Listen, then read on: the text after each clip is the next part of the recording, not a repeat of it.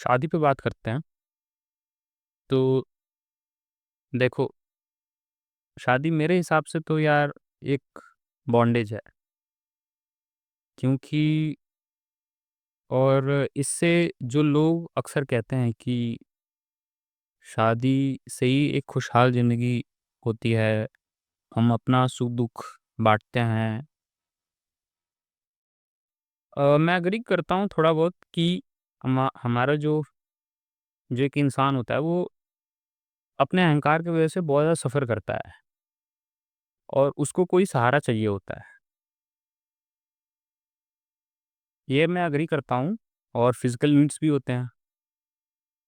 पर इन सब चीज़ों के लिए अगर आप किसी के साथ बंध रहे हो, तो मान के चलिए आप स प्रॉब्लम का सॉल्यूशन नहीं निकाल रहे हो, आप प्रॉब्लम को और ज़्यादा बढ़ा रहे हो, कॉम्प्लिकेट कर रहे हो। क्योंकि क्या होता है ना, जो हमारा हमारा जो आत्मा है, उसका जो स्वभाव है, वो लिबरेशन है।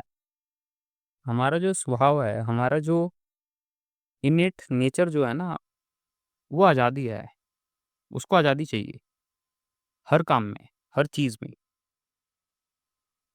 और जब भी उस पे कंडीशन आते हैं ना कि तुम्हें इस व्यक्ति के साथ ही जीना है। शुरू में आपको मज़ा आ जाएगा, बहुत मज़ा आएगा, अच्छी-अच्छी बातें होंगी, आप अपने फीलिंग्स शेयर करेंगे, एक्सपीरियंस शेयर करेंगे, ठीक है? फिज़िकल नीड्स आपकी पूरी होंगी, तो शुरू में मज़ा आएगा, लेकिन वो जो एक कंडीशन जब लग जाता है ना कि मुझे वहाँ घूमना पसंद है, लेकिन मेरे स्पाउस को पसंद नहीं है। मुझे ये खाना पसंद है, लेकिन उनको नहीं पसंद है। तो ये जब छोटी-छोटी बातें जब स्टार्ट हो जाएँगी ना, कॉन्फ्लिक्ट होना स्टार्ट होंगे। और ये तो मैं छोटे लेवल पे बता रहा हूँ, जब आप एक-दूसरे से जब बोर हो जाओगे, तो झगड़ा होगा, लेकिन आप अलग भी नहीं हो सकते। ये पहला कारण है शादी ना करने का, और मेरे हिसाब से शादी सही क्यों नहीं। दूसरा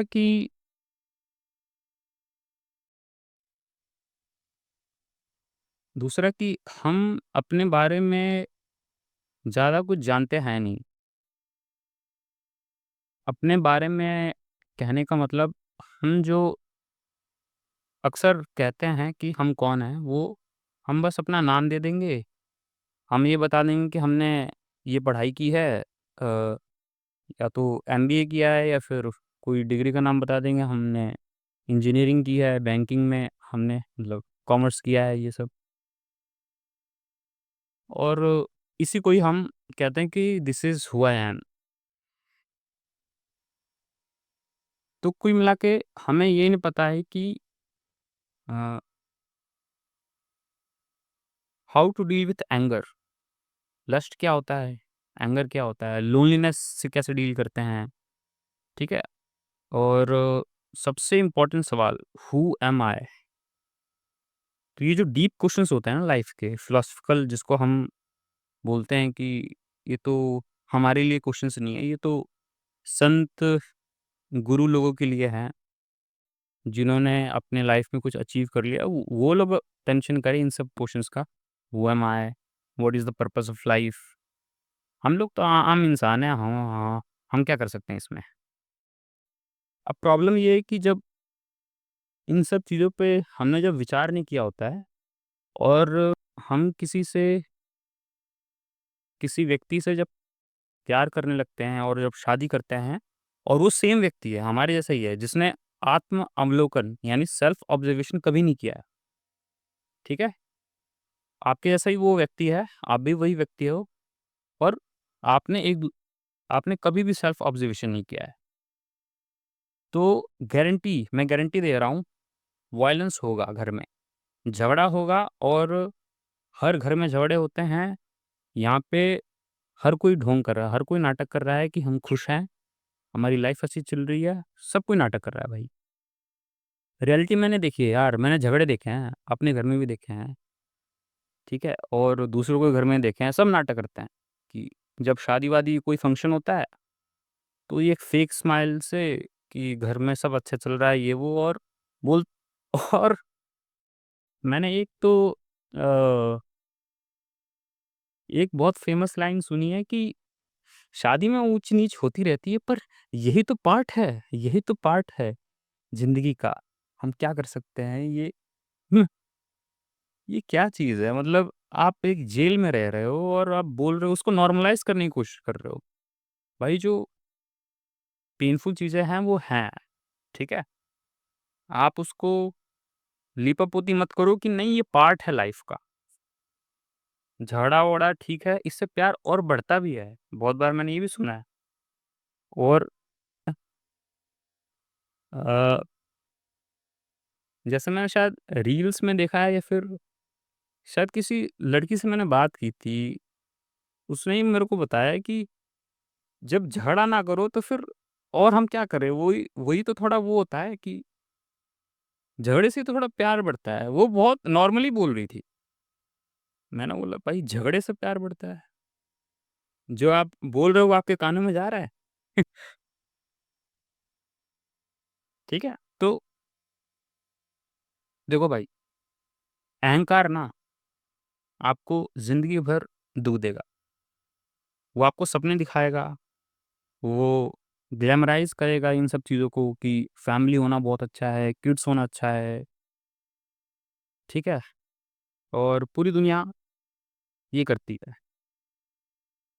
पर जो रियलिटी जो जानता है ना वो जानता है, ठीक है?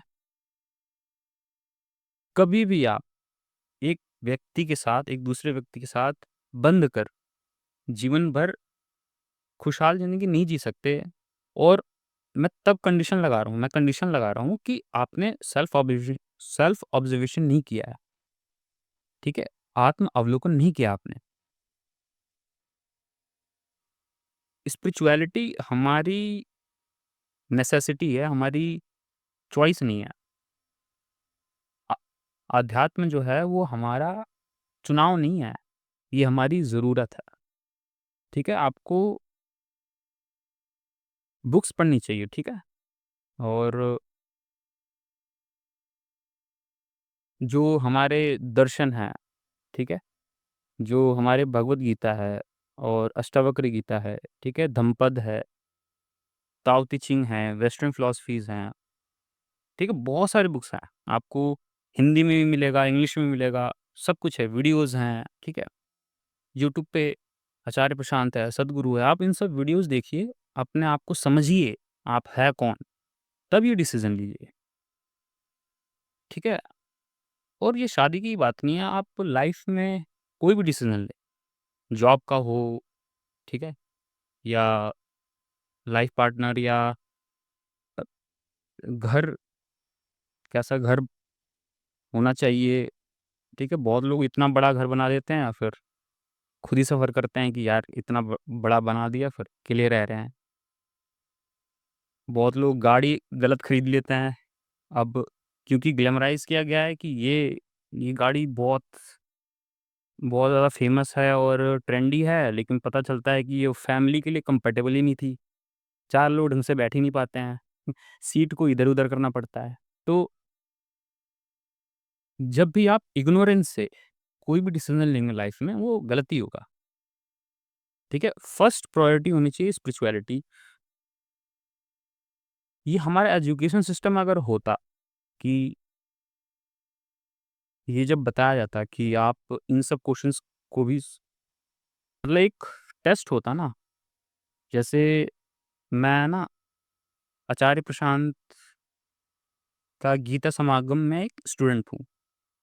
वो एक टेस्ट लेते हैं, ठीक है? वो टेस्ट जो होता है वो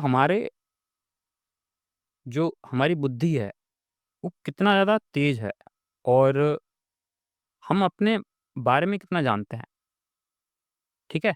हम अपने बारे में कितना जानते हैं एक्चुअली उसका वो टेस्ट लेते हैं। ऐसा टेस्ट स्कूलों में होना चाहिए, ठीक है? ऐसा होना चाहिए क्योंकि मैंने बताया ना इग्नोरेंस से आप कोई भी डिसीज़न लेंगे लाइफ़ में गलत ही होगा, फ्रस्ट्रेट होंगे आप, ओके?